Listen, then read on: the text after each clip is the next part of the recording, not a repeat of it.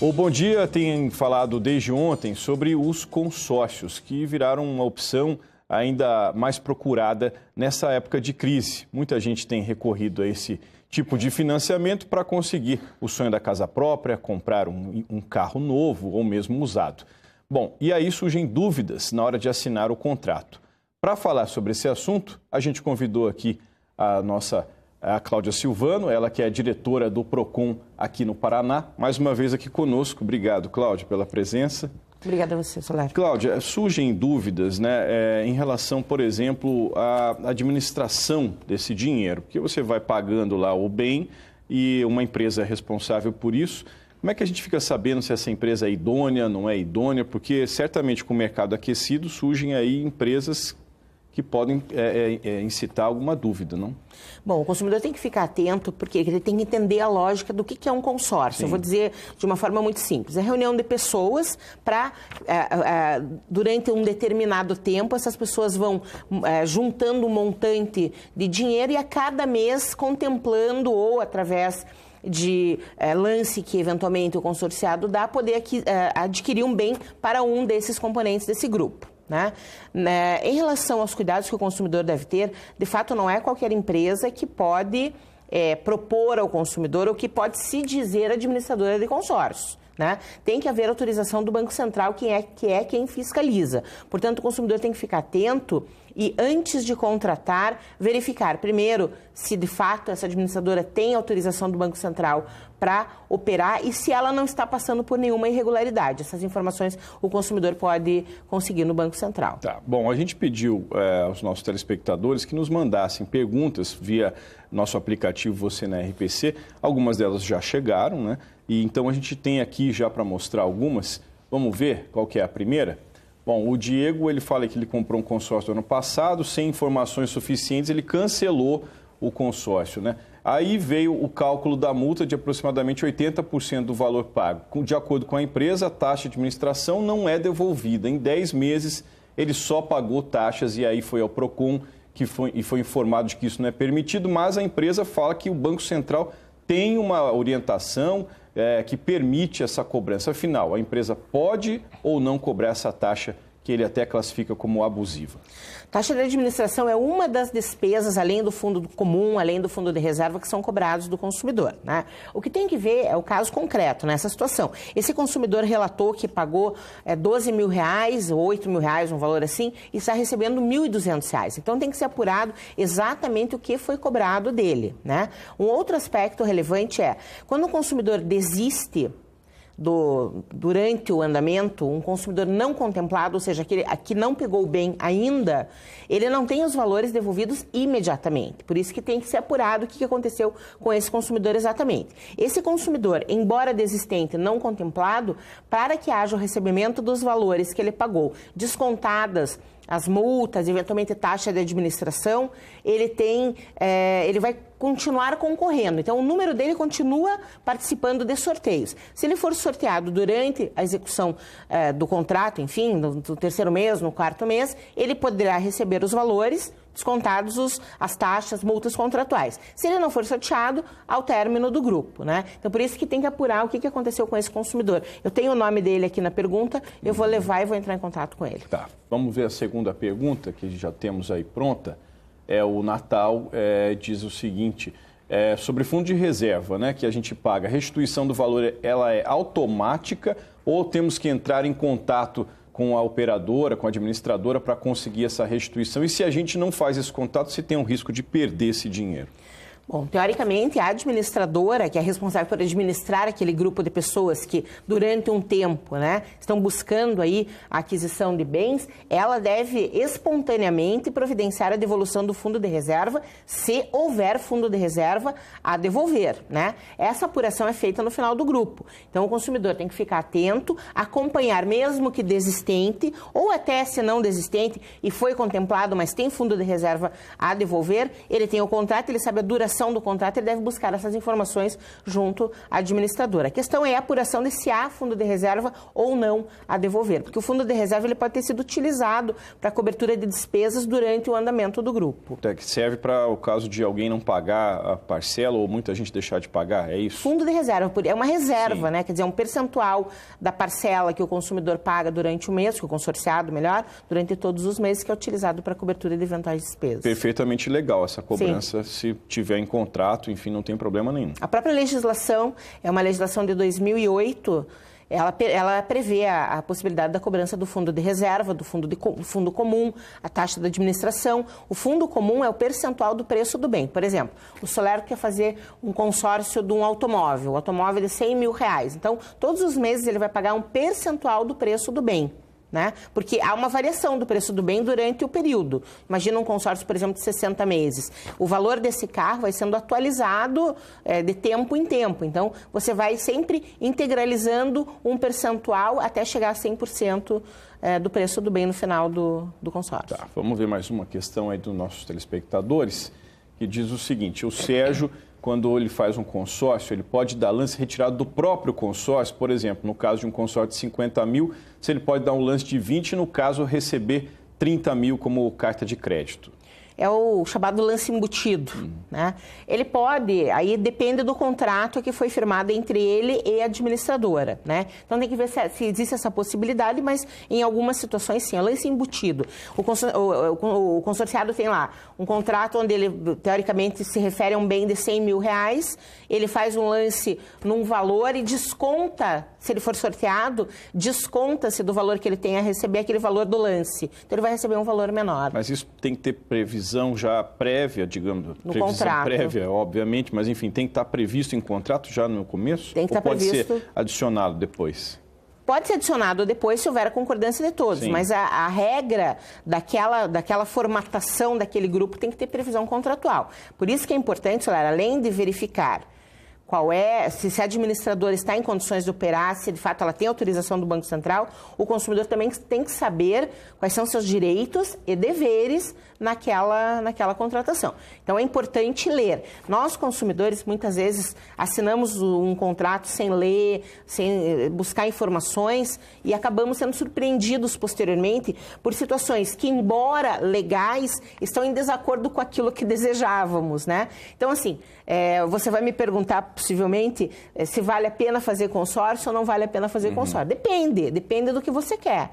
Um financiamento vale mais a pena do que um consórcio? Num financiamento, por exemplo, o consumidor tem acesso imediato ao bem, mas ele pode pagar juros que, no final das contas, signifiquem um valor, 1,5 vezes o valor do bem. Então, quer dizer, isso tudo tem que ser avaliado. No consórcio, não. O Solero, por exemplo, o Solero faz aquele contrato lá de 60 meses, ele é o último a ser sorteado. Pode acontecer? Pode. Já aconteceu. Já inclusive. Aconteceu, olha aí. Então você sabe mesmo o que eu estou falando.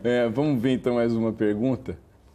Bom, o Danilo, me falaram que consórcio economiza muito mais, enfim, ele faz essa referência até que você citou aí agora, como é que ele faz para descobrir se a empresa que está vendendo é realmente séria, né? A gente já citou aqui a questão do Banco Central, mas como é que se faz isso na prática? Entra no site do Banco Central, tem uma lista lá de empresas idôneas, é isso? No site tem essas informações e eles têm telefones de atendimento também, né? Então o consumidor pode entrar em contato com o telefone de atendimento, não sei, eu decoro o atendimento do Banco Central, mas só entrar no site, tem essa informação e ele busca essa informação se a administradora está apta a operar ou não. O Banco Central, ele faz essas conexões, vamos dizer assim, do sistema de consórcio, assim como existe no sistema financeiro de banco.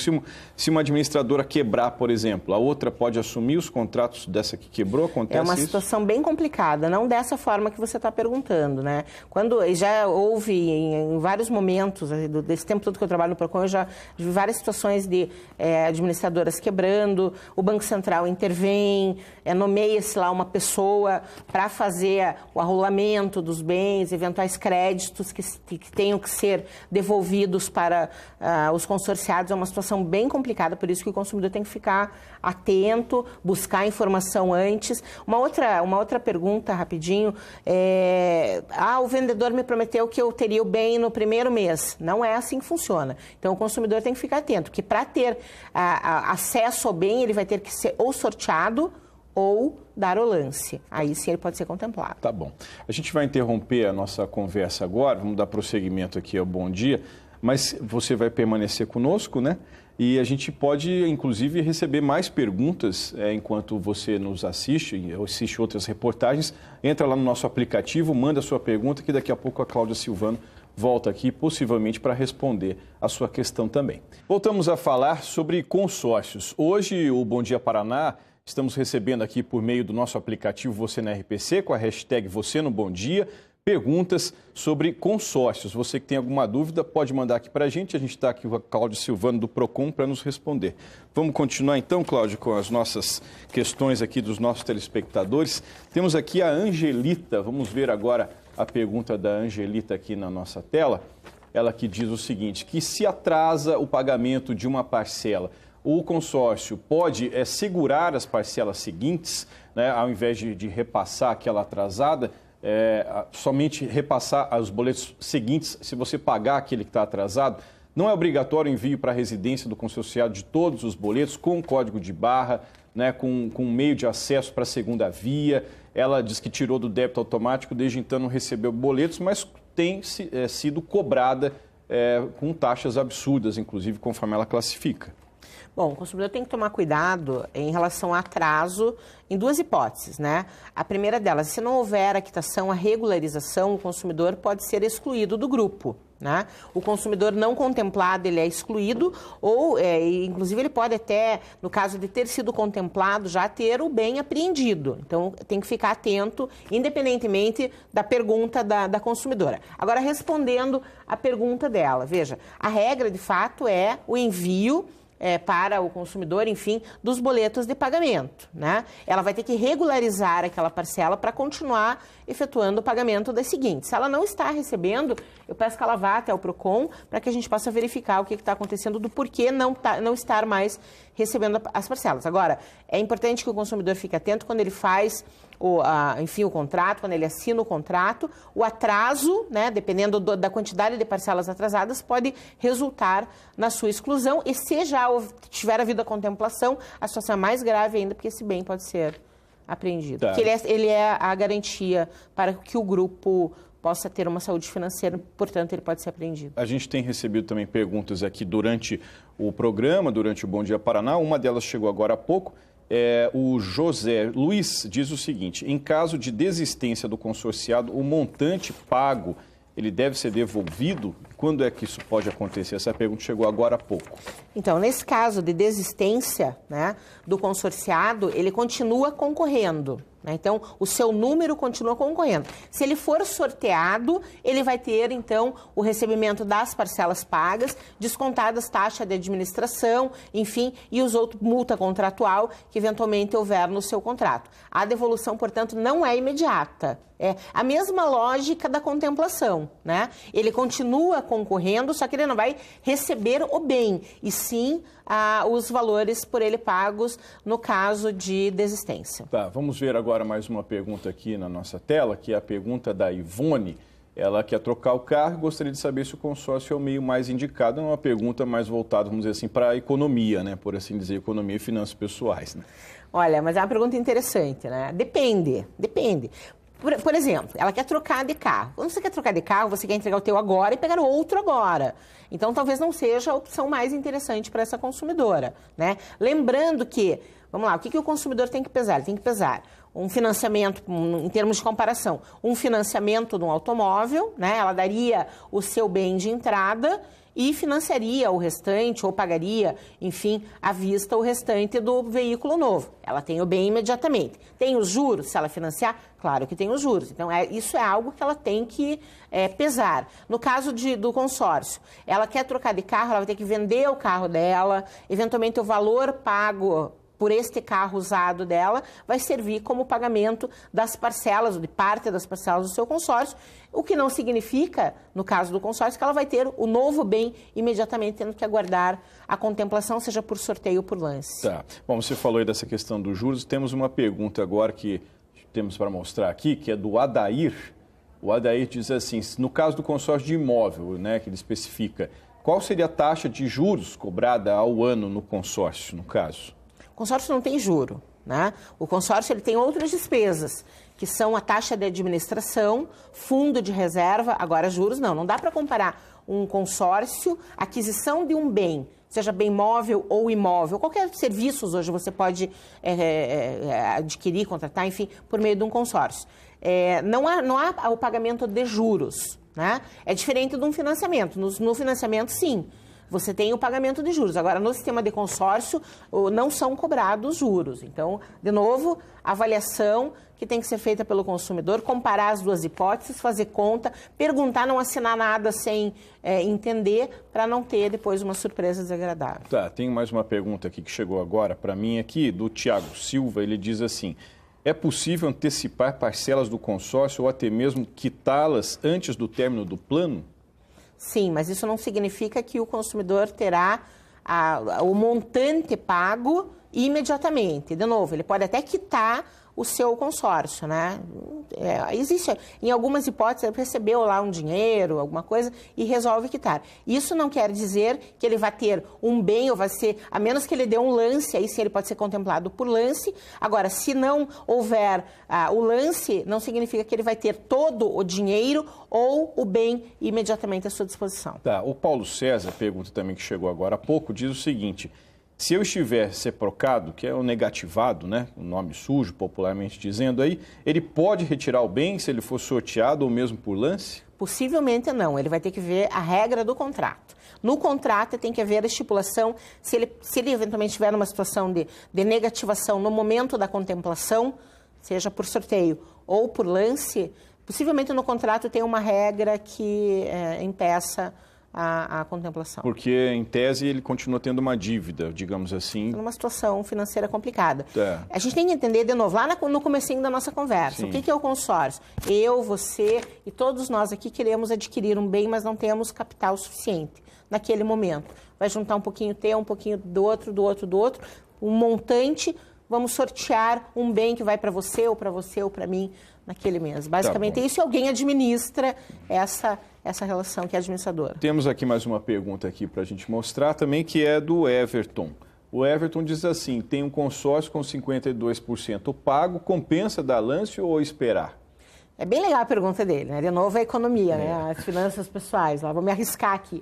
Depende, Soler, porque veja, ele pode... Esse momento é um bom momento para comprar imóvel, porque ele vai ter lá um X valor que corresponde a um imóvel de 200 mil reais, certo? Esse momento é um bom momento para comprar imóvel, isso é algo que ele tem que pesar.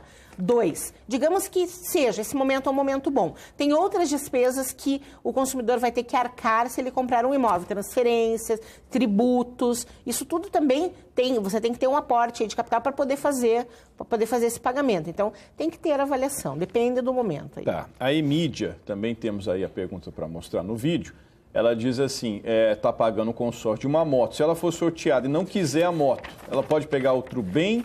Pode pegar em dinheiro até esse valor, esse montante? Para pegar o dinheiro de volta, ela tem que estar com a cota quitada e contemplada. No caso, havendo a contemplação, ok. Mas tem que estar o contrato quitado. E a devolução do dinheiro não é imediata. Ela vai acontecer 180 dias após a contemplação. Então, o consumidor tem que avaliar também se vale a pena quitar. Tá, temos uma pergunta agora da Andresa. A Andresa diz o seguinte, ela trata de um tema aqui que a gente não falou ainda, consórcio de investimento. Se é rentável, se é um bom caminho para abrir um negócio. O que seria isso?